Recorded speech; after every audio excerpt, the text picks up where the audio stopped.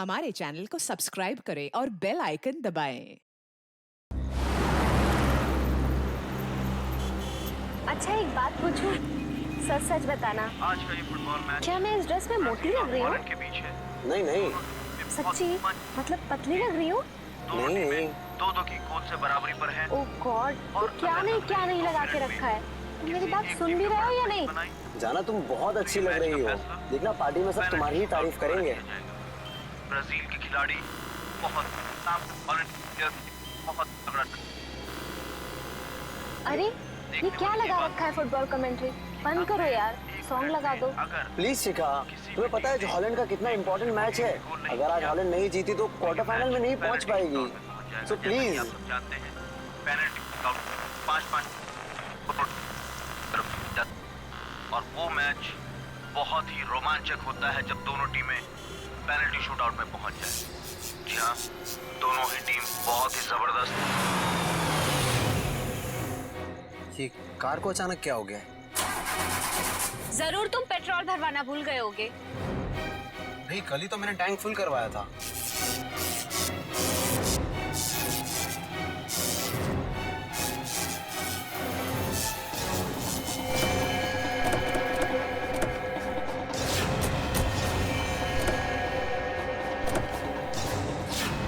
अरे ये क्या, एक साथ सारी गाड़ियां खराब हो गई? हाँ, सड़क की सारी बत्तियां भी गुल हो गई है।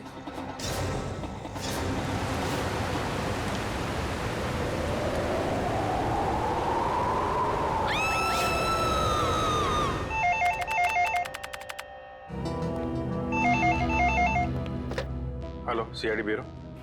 क्या? कब से? ठीक है, हम लोग देखते हैं। क्या हुआ सर? किसी महेश का फोन था, कह रहा था उसका बेटा रोहित कल रात से घर से गायब है। आप लोग सीआईडी से? जी हाँ, आप लोगों ने हमें फोन किया था। हाँ जी जी। प्लीज प्लीज मेरे बेटे को ढूंढ लीजिए। प्लीज आप रोइए मत। क्या हुआ कि आपके बेटे को? कल रात हम अपने रिश्तेदार के यहाँ गए थे, तब हमारा बेटा रोहित यही घर पे ही था, मगर सुबह जब हम यहाँ लौटे तो देखा वो यहाँ नहीं है। घर का पूरा कोला कोला चाल मारा। चुप हो जाओ। मगर हमारा बेटा। आप लोग रात भर रिश्तेदारों के यहीं ही रुके रहे? हमारे फूफा जी की तबीयत ठीक नहीं थी, इसलिए हमें वहीं रुकना पड़ा। कल रात कितने बजे गए थे आप लोग यहाँ घर से, और आज सुबह कितने बजे लौटे? हम लोग करीब रात में 9 बजे गए थे और सुबह 8-9 बजे आए थे वापस। तो करीब 12 घंटे तक आपका बेटा, क्या नाम बताया? रोहित। रोहित। 12 घंटे तक आपका बेटा घर में अकेला था? नहीं साहब, वो अकेला नहीं था, मैं थी उसके साथ। 12 बजे तक अपने रूम में ही था रोहित। फिर मैं सोने चली गई और फिर जब मैं सुबह उठी तो वो घर पर नहीं था। आप कौन है? ये नीलम हमारी गैर मौजूदगी में रोहित का ख्याल यही रखती है। आपने कोई आवाज नहीं सुनी चीखने चिल्लाने की? नहीं साहब, मैंने कोई आवाज नहीं सुनी। रात के समय सब दरवाजे बंद किए थे, फिर पता नहीं कोई कैसे अंदर आ गया। जरा रोहित का कमरा देख सकते हैं? आइए आइए सर, आइए। यही है रोहित का कमरा।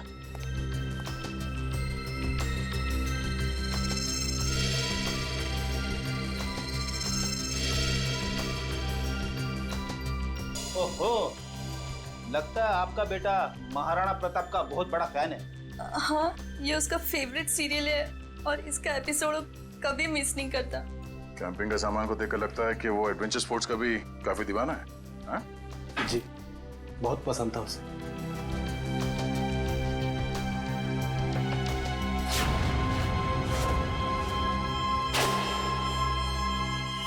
कल रात की खिड़की खुली थी या ऐसे ही?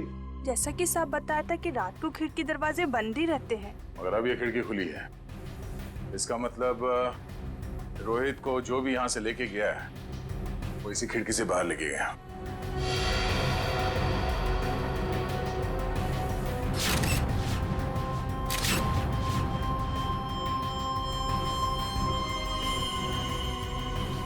हुक। चलिए जरा बाहर चल के देखते हैं।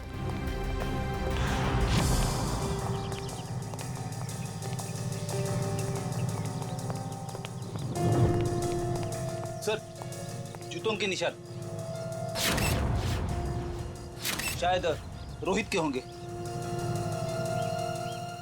5 या 6 नंबर के जूते होंगे। ये रोहित कितने नंबर के जूते पहनता था? 6 नंबर। 6 नंबर। ये देखो, गमले में ये जूते का निशान है। ऐसा लगता है किसी ने ऊंचाई से छलांग मारी है इसके ऊपर। छलांग मारते ही मिट्टी जूते पे लग गई और नीचे उतरने के बाद जमीन पे आ गई ये निशान। सर मगर यहाँ पे तो सिर्फ रोहित के जूते के निशान है, और कोई जूते के निशान तो है ही नहीं। अंकल अंकल, रोहित का कुछ पता चला? नहीं बेटा, अभी तक तो नहीं। उसके सारे दोस्तों को फोन करके देखा लेकिन उसका कुछ भी पता नहीं चल रहा है। सर, ये नोट यहाँ झाड़ी में पड़ा मिला सर। नोट? एक मिनट दिखाइए जरा।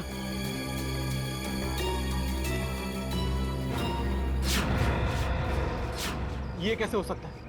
ये तो मेरा लकी नोट है। इसे तो मैं हमेशा मेज की ड्रॉअर में रखता था। आपको पूरा यकीन है कि यही वो नोट है?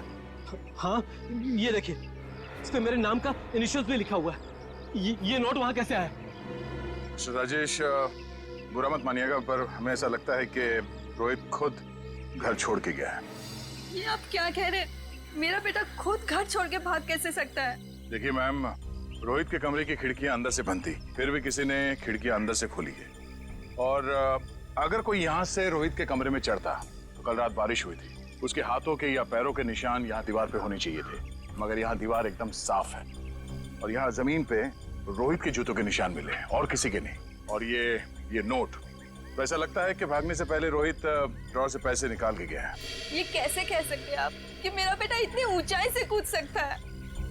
अब आप ही ने बताया था कि आपके बेटे को ट्रैकिंग और हाइकिंग का बहुत शौक है, तो हो सकता है ये हुक के जरिए रस्सी लगाकर वो नीचे उतर गया हो यहाँ से। अंकल, रोहित को अकेले घूमना बहुत पसंद था। वो अक्सर शाम को हमारा क्रिकेट मैच छोड़ के यहाँ वहाँ जाया करता था। अकेले घूमता था? कहाँ पे? वैसे तो उसने कभी बताया नहीं, मगर एक दिन मैं उसका पीछा करते करते पुराने किले के पास पहुँच गया था। पुराने किले के पास? क्या करने जाता था वो वहाँ? सर वो महाराणा प्रताप का फैन था सर, शायद इसलिए जाता हो सकता है कल रात भी रोहित पुराने किले में ही गया हो।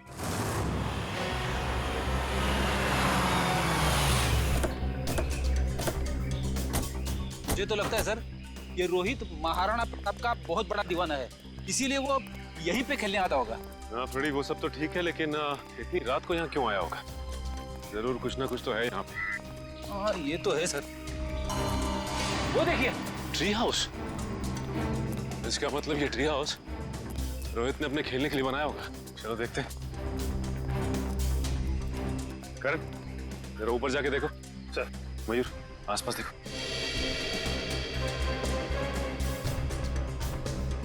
यहाँ से भी टूटा है और यहाँ से भी हाथापाई हुई है। शायद गुंडे रोहित को यहीं से उठा ले गए होंगे जबरदस्ती।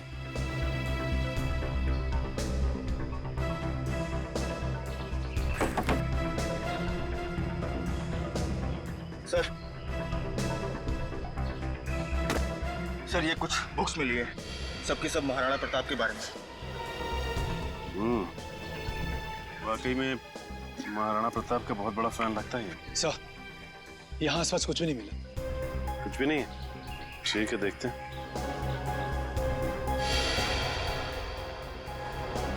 ये क्या? ये देखो, ये रोहित ने इस पेज पे निशान लगाया हुआ है। जरूर कुछ तो खास है इस पेज पे। इस पन्ने पे तो महाराणा प्रताप की तलवार के बारे में लिखा हुआ है। महाराणा प्रताप की तलवार? बड़ी परसों मैंने न्यूज़पेपर में पढ़ा था कि महाराणा प्रताप की तलवार शहर के पुराने म्यूजियम में रखी जाने वाली है, चिम्मा म्यूजियम में। हो सकता है कुछ ना कुछ इस चिम्मा म्यूजियम में ही है। जाना पड़ेगा वहां पे।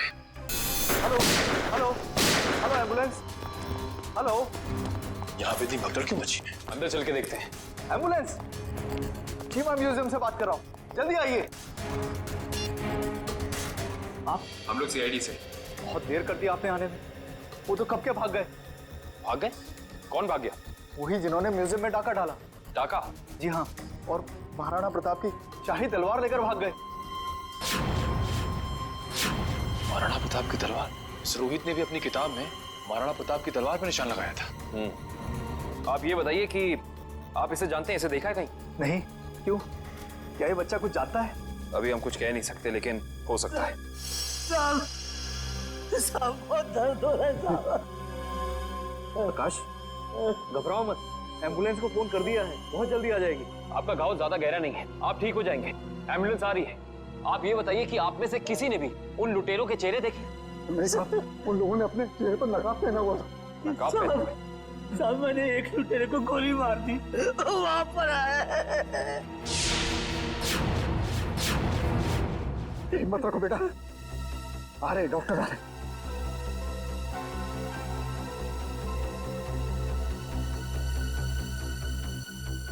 ये तो मर चुका है। साहब मुझे सजा तो नहीं होगी ना? आपको घबराने की कोई जरूरत नहीं है। आपने आत्मरक्षा में गोली चलाई है, अदालत इस बात को जरूर ध्यान में रखेगी। कुछ नहीं होगा आपको।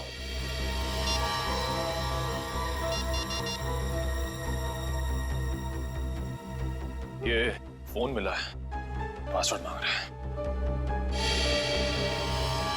एक काम करो निखिल, इसे हैकर के पास भेजो और चेक करो कि इस फोन के अंदर है क्या, सब कुछ। सर, तलवार की चोरी में और बच्चे रोहित के गायब होने में कुछ तो संबंध हो सकता है। ऐसा हो सकता है जब रोहित अपने ट्री हाउस में होगा तो उसने इन लुटेरों का सारा प्लान सुन लिया होगा और इसी वजह से वो उसे उठाकर ले गए। सर, आवंश, सर ये देखिए। ये क्या है? सफेद पाउडर?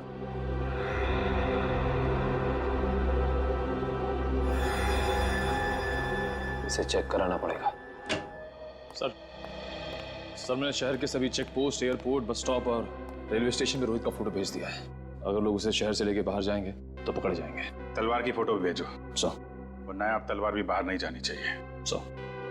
सर, मैंने शहर के उन सभी अमीर लोगों की लिस्ट निकाली है जिन्हें एंटीक सामान खरीदने का शौक है और जो उस तलवार में दिलचस्पी दिखा सकते हैं। सबकी एक एक हरकत पे नजर रखो।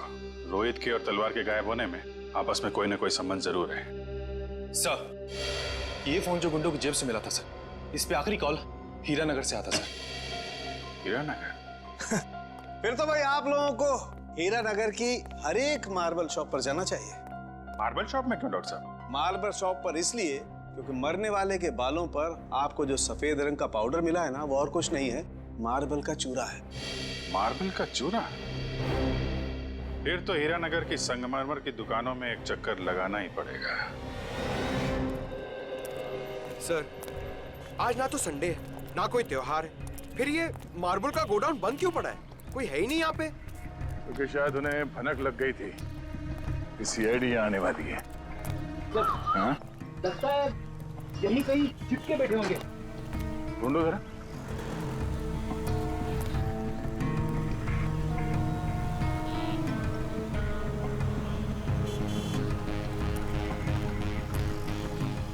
ये घर यहाँ? चलो अंदर देखते हैं।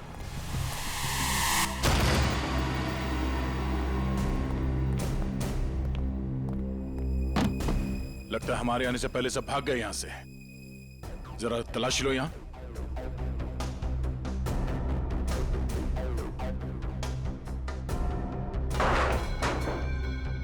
सर, यहाँ पे तो मेज और कुर्सी के अलावा कुछ भी नहीं है। लगता है सारे सबूतों के साथ वो लोग भाग गए।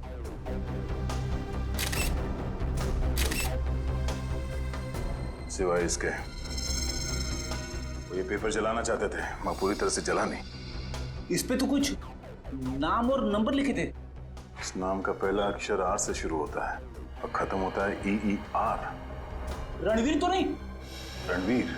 ये नाम इस केस में पहले भी सुना है। अरे हाँ, उस आदमी का नाम भी तो रणवीर है। इसका नाम उस लिस्ट में है जिन्हें ये तलवार खरीदने में दिलचस्पी है। इसका मतलब सर, उस तलवार की चोरी में रणवीर का हाथ है?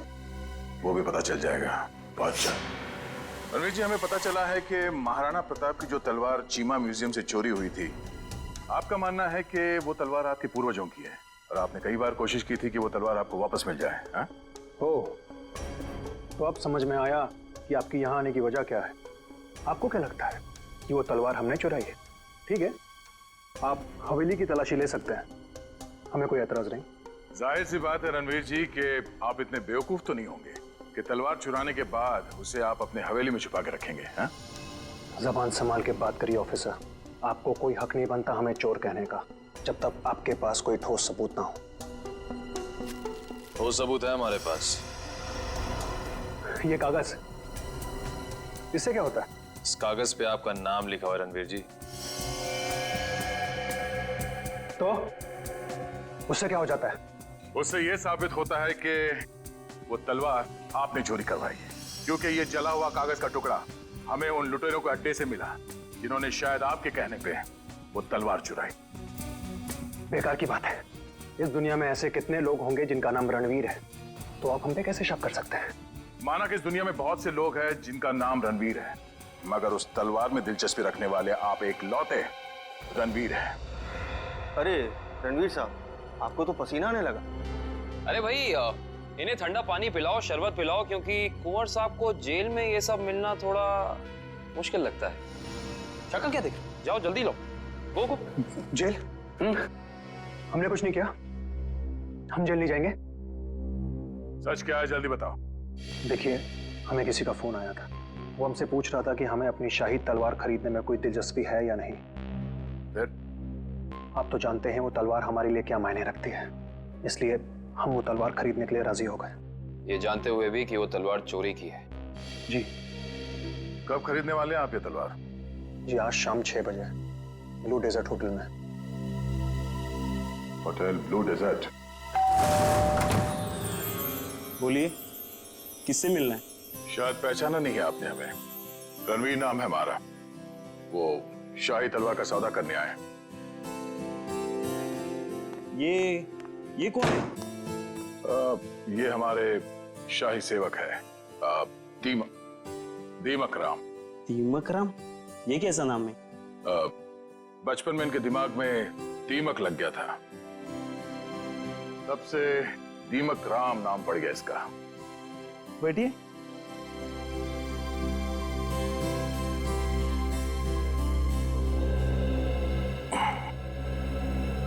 आपकी तारीफ? शाही तलवार की कशिश इन्हें भी यहाँ खींच लाई, पर आप दोनों में से जो ज्यादा मोटी रकम देगा, तलवार उसकी। ज्यादा मोटी रकम तो हम ही देंगे, खानदानी रईस जो ठहरे। वैसे वो शाही तलवार कहीं दिख नहीं रही। हर हसीन चीज को देखने का एक मुहूर्त होता है, और वो मुहूर्त तभी आएगा जब पैसा हमारे अकाउंट में आएगा। सही बात है, सही बात है। आप रणवीर जी हैं? कोई शक? लगता है आपने हमें पहचाना नहीं।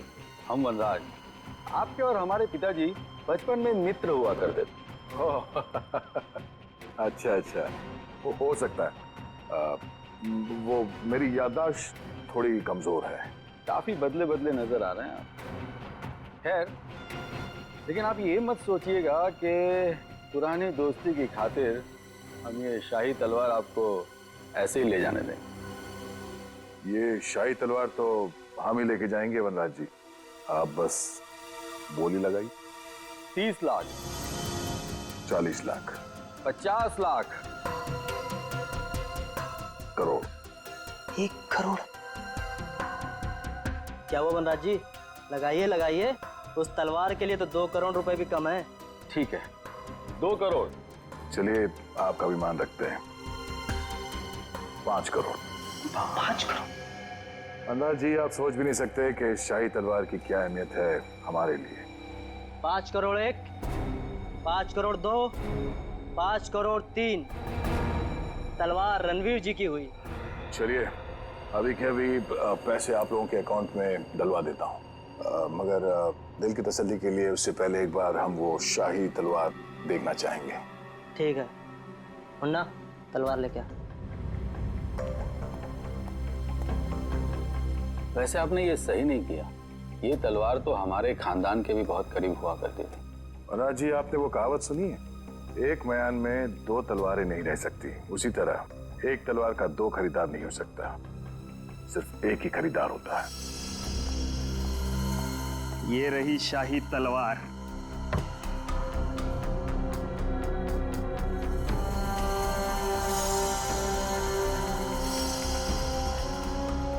अब आप हमारे अकाउंट में पैसे डलवा सकते हैं। बिल्कुल।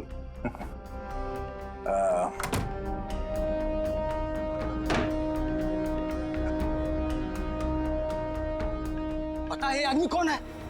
रणवीर जी। रणवीर नहीं, दया। सीआईडी ऑफिसर दया है। दया? वो दरवाजा तोड़ने वाला?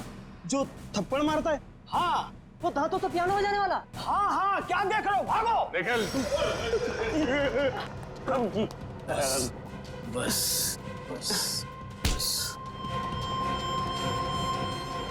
अब आ गए तुम दया के हाथ में। दरवाजा तोड़ने वाला, थप्पड़ मारने वाला, दांतों से पियानो बजाने वाला। हाँ? तो तैयार हो जाओ पियानो बजवाने के लिए। हाँ? रोहित कहाँ है? मुझे कुछ पता नहीं है सर। वो तलवार किसके कहने पे चुराई तूने? कुछ भी याद नहीं है। याद नहीं है? रेडी, जरा मदद करो इनको याद करने में।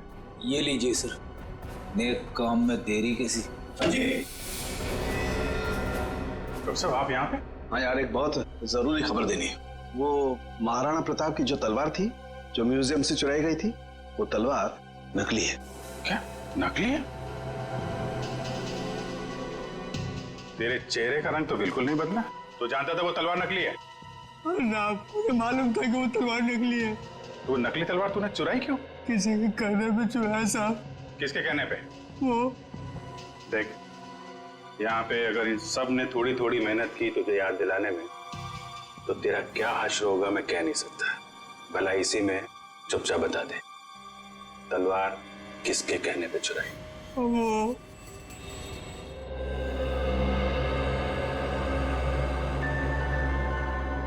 क्या करूं मैं? कैसे निकलूं यहाँ से?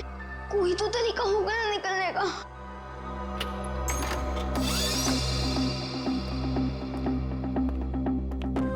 ले खाना खा ले।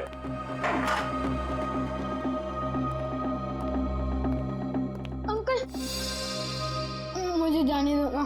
मैंने आपको क्या बिगाड़ा है? तुझे जाने देना या ना जाने देना मेरे बॉस के हाथ में है, समझा? जा अब खाना खा ले।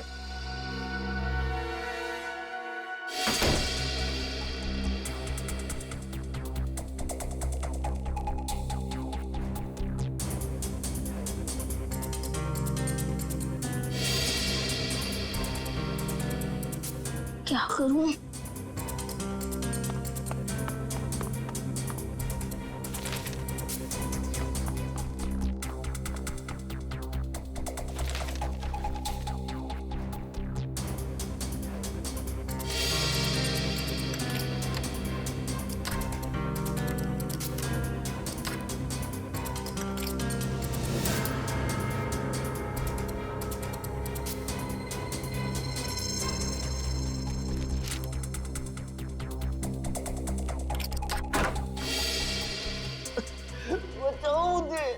किसकी आवाज है? लगता है उन लोगों ने किसी और को भी कैद करके रखा है। कोई बचाओ मुझे। अंकल आप कौन हो? तुम कौन हो? मैं रोहित। इन लोगों ने मुझे भी आह्वान के रखा था। बेटा मुझसे बहुत बड़ी गलती हो गई। अंकल कैसी गलती? हमें बताने का वक्त नहीं। अगर मैं यहाँ से बाहर नहीं निकला तो तुमसे हर तरफ तबाही तबाही होगी। तो अंकल चलो। नहीं, यहाँ से नहीं। बाहर उन लोगों ने पहरा लगा रखा हो। ये भी ठीक है। खिड़की से? बेटा मगर हम लोग दूसरे माले पे। चद्दरें? तो अंकल ये चद्दरें कब काम आएगी? चलो अंकल जल्दी।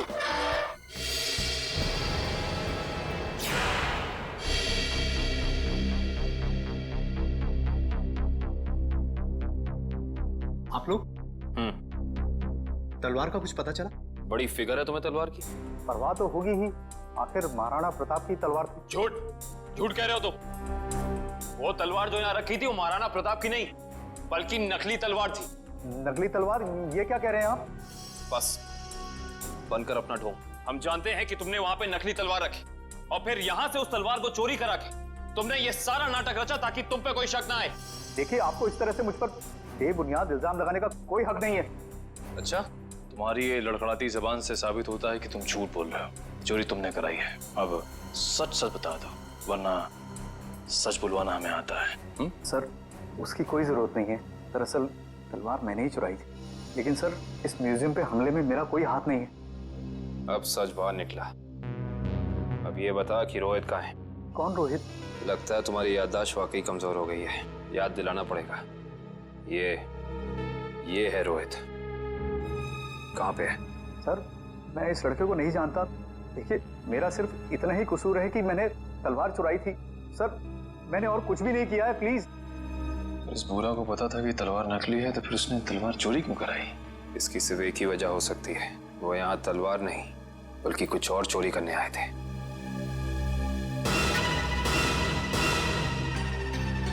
जिस वक्त यहाँ चोरी हो रही थी वो क्लोज सर्किट कैमरा चल रहा था। जी सर। वंश, कल की फुटेज लाओ। सर।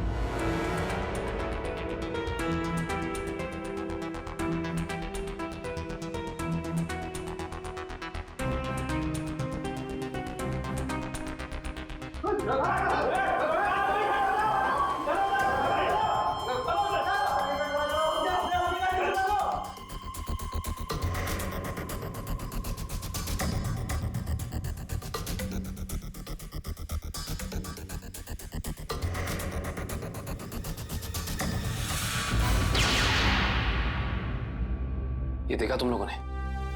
ये एक लुटेरा उधर जाके खड़ा हो गया, उस तरफ, तभी दूसरे ने इधर जाके उस क्लोज सर्किट कैमरे पे गोली चला दी। पर उधर तो साइंस सेक्शन है। हाँ सर, वहां पर नए नए आविष्कारों का सामान रखा जाता है।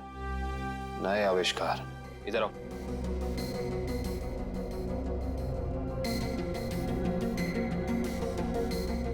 ध्यान से देख के बताओ कि यहाँ सब कुछ पहले जैसा है कि कुछ चोरी हुआ है? नहीं सर, सब कुछ ठीक दिख रहा है।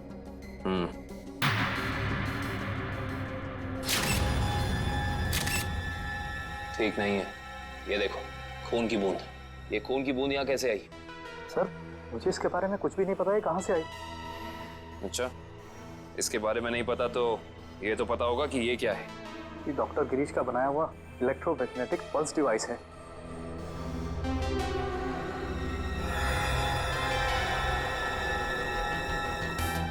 ये देखिए, पूरा डिवाइस बदला गया है। वो लुटेरे असली डिवाइस ले जाके नकली डिवाइस रख दिया। इस डिवाइस में ऐसी क्या खास बात है? सर, ऐसा कुछ भी खास नहीं है इसमें। कुछ तो खास है, वरना वो यहाँ नहीं खड़ा होता। ये डिवाइस तुम्हें डॉक्टर गिरीश ने खुद ला कर दिया था? नहीं सर, उनकी तो मौत हो चुकी है। उसका बेटा है नितिन, उसने दिया था। इंटरेस्टिंग। इस नितिन का एड्रेस देना जरा।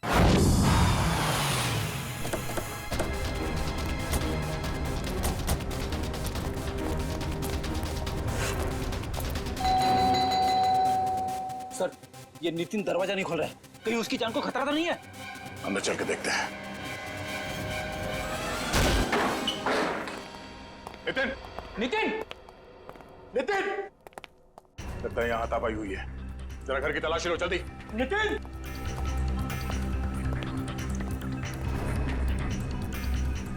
सर, नितिन तो नहीं है। क्या हुआ? सर कुछ नहीं।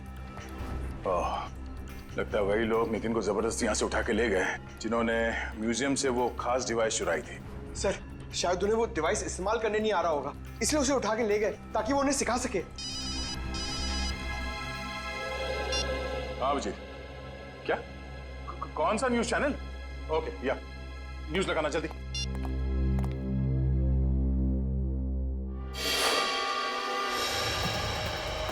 नमस्कार भाइयों और बहनों, मुझे ये बताते हुए बेहद खेद महसूस हो रहा है कि इस धरती पे आप सबकी जिंदगी गिनी चुनी ही बची है। ना सिर्फ ये शहर बल्कि ये पूरा देश जल्द ही एक कब्रिस्तान में बदल जाएगा, जहां हर तरफ लाशें ही लाशें होंगी, हर तरफ मौत ही मौत छाई रहेंगी।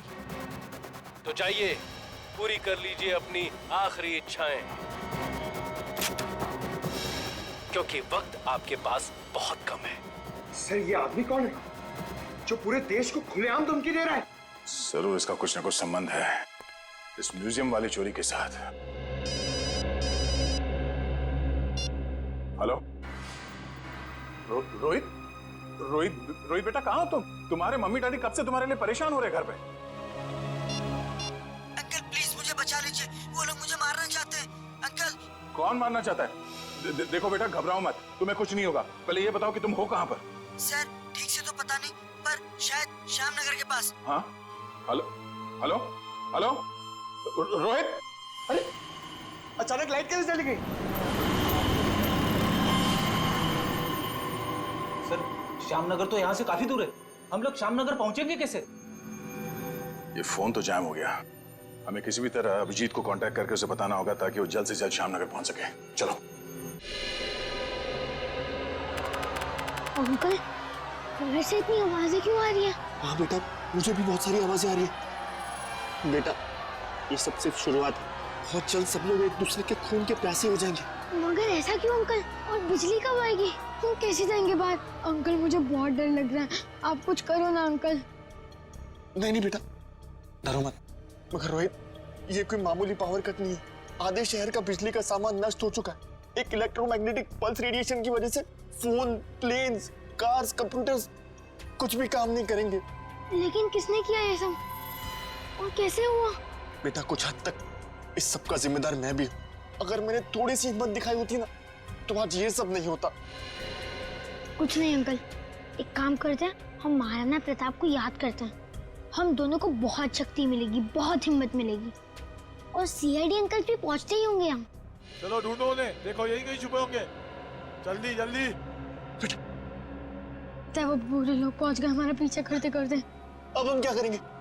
बेटा, हमें कुछ ना कुछ तो करना पड़ेगा। क्या करें हम? तुम सुनो मेरी बात, सुनो। तुम यहाँ से भाग जाओ, मैं यहाँ पर रुक के उनका सामना करता हूँ। नहीं अंकल, मैं आपके साथ ही रहूंगा, और वैसे भी सीआईडी अंकल पहुंच ही रहे होंगे। नहीं बेटा, तुम मेरी बात सुनो। तुम यहाँ से जाओ, मैं आपके साथ ही रहूंगा। तो हम क्या करें? अंकल एक सेकेंड। बेटा संभाल के। बेटा, रोहित।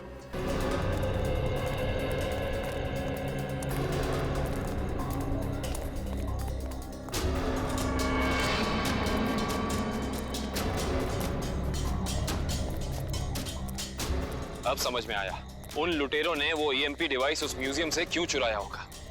क्यों चुराया होगा सर? ताकि वो इस शहर को ऐसे अंधकार में डाल सके वंश। यही प्लान था उनका। इस मुश्किल से इस शहर को निकालने का रास्ता ढूंढना पड़ेगा। इसका रास्ता तो अब उसी इंसान के पास है जिसके पास ये डिवाइस है।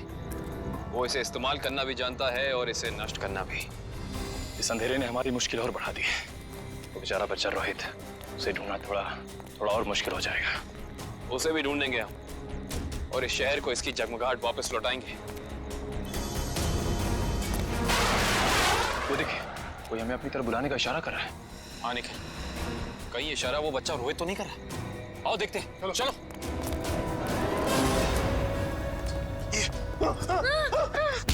क्या सोचा था तुमने? हमसे बच पाना इतना आसान नहीं। वापस ले जाकर तुम्हारा हलवा कैसे बनाते? हलवा तो अब तुम्हारा सीआईडी बनाएगी। सीआईडी? वो भी बिना शक्कर का। Thank you CID uncle. It's okay Rohit, आप घबराइए नहीं। अंकल, इन्हें कुछ भी मत करना, इन्हें भी इन बुरे लोगों ने पकड़ के रखा था। वंश, रोहित को घर ले जाओ, तब तक हम इनकी खातेदारी करते हैं। Bye Nitin uncle. Bye bye. अब बता, तुम लोग इस शहर के साथ क्या करना चाहते थे? बोल। हमें कुछ नहीं पता। अच्छा निखिल, सही से बता दे अपनी जुबान खोल के, वरना तो सोच भी नहीं सकता तेरा क्या हाल होगा, समझा? सर, हमें कुछ भी नहीं पता। अभी बताओगे तुम? सर इन्हें वाकई में कुछ नहीं पता है। एक मिनट, कहीं तुम डॉक्टर गिरीश के बेटे नितिन तो नहीं? बिल्कुल सही पहचाना आपने। सर, मुझे एक्चुअली इसलिए पता है क्योंकि इनके बॉस ने मुझसे जबरदस्ती एक ईएमपी डिवाइस बनवाया जो बहुत जल्दी शहर को नहीं बल्कि इस देश को भी नष्ट कर देगा। Sir, EMP device? Yes sir. Nitin, ये ईएमपी डिवाइस कहाँ रखा है तुम्हें पता है? और इनका बॉस कौन है? सर, मैंने सिर्फ उनकी आवाज सुनी है, कभी उनका चेहरा नहीं देखा। सर, चेहरा नहीं देखा? हेलो जी, अभिजीत सर। सर, रोहित हमें मिल गया है।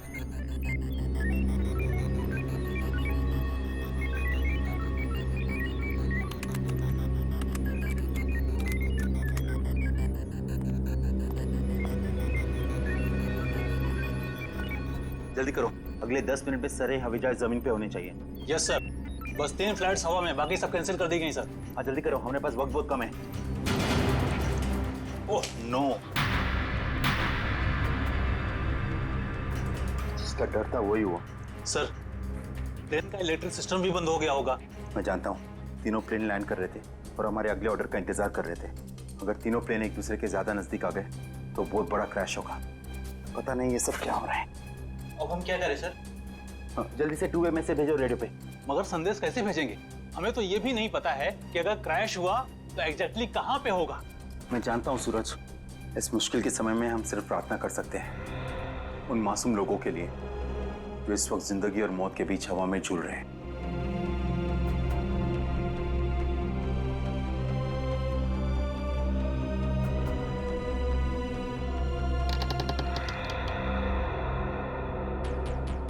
सर यही वो जगह है जहां उस डिवाइस पे मुझे काम करने के लिए लाया गया था, जिससे ईएमपी ब्लास्ट हो। कुछ बड़ा करने का मकसद है इन लोगों का।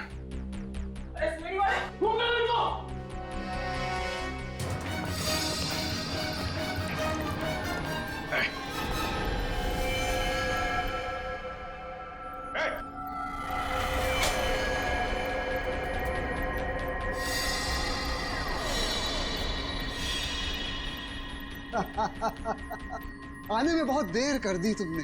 अभी अभी मैंने तो मिसाइल छोड़ दी।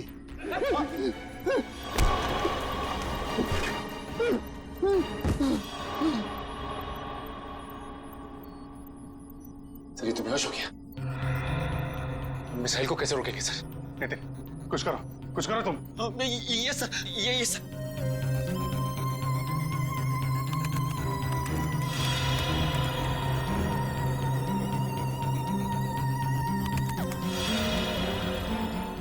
सर मुझे कुछ समझ में नहीं आ रहा है। 45 सेकंड बचे हैं, कुछ करो जल्दी तुम।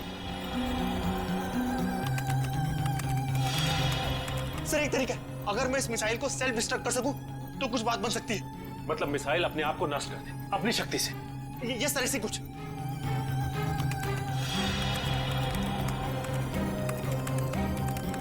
ओह माय गॉड सर, ये मशीन पासवर्ड मांग रही है। पासवर्ड क्या हो सकता है? पासवर्ड तो आदमी से रिलेटेड कुछ होता है, उसका phone number, mobile number, date of birth, उसका नाम। सर इसका नाम विनोद है। ये सर जल्दी करो, 30 सेकंड बाकी है। नहीं सर, ये 7 कैरेक्टर्स का पासवर्ड मांग रहा है। कहीं मिसाइल तो नहीं लिखा? एक सेकंड।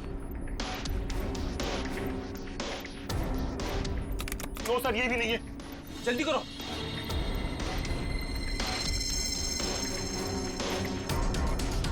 विनोद और उसके बेटे की फोटो।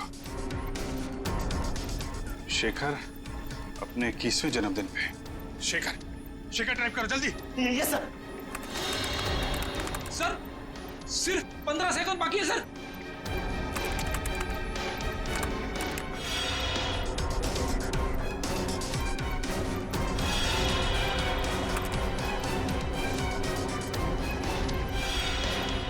हो गया सर, सर हो गया।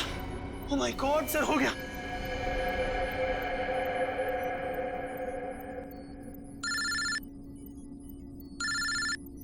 हेलो, क्या? माय गॉड, ठीक है हम कुछ करते हैं। क्या हो सर? खतरा भी टला नहीं है, 3 जहाज अभी भी हवा में है और एयर ट्रैफिक कंट्रोल से उनका कांटेक्ट टूट गया है, कभी भी क्रैश हो सकते हैं। अब क्या होगा सर? कुछ भी करके हमें वहां पे बिजली वापस लानी होगी। एयर ट्रैफिक कंट्रोल वाले इलाके में बिजली लानी होगी हमें। अगर आप लोग जाना चाहते हो तो जा सकते हो, अभी किसी के बचने की कोई उम्मीद नहीं है। आप हिम्मत मत हारिए सर, कोई न कोई रास्ता जरूर निकल आएगा। बेवकूफी वाली बात मत करो, कोई भी प्लेन इस टावर में क्रैश कर सकता है और तुम सबकी जान जा सकती है। परवाह नहीं सर, भले ही हमारी जान क्यों न चली जाए, मगर हम अपने फर्ज के साथ गद्दारी नहीं कर सकते। मुझे तुम सब पे गर्व है बॉयज। लाइट आ गई। जल्दी से जल्दी तीनों प्लेन को लैंड करो। राइट।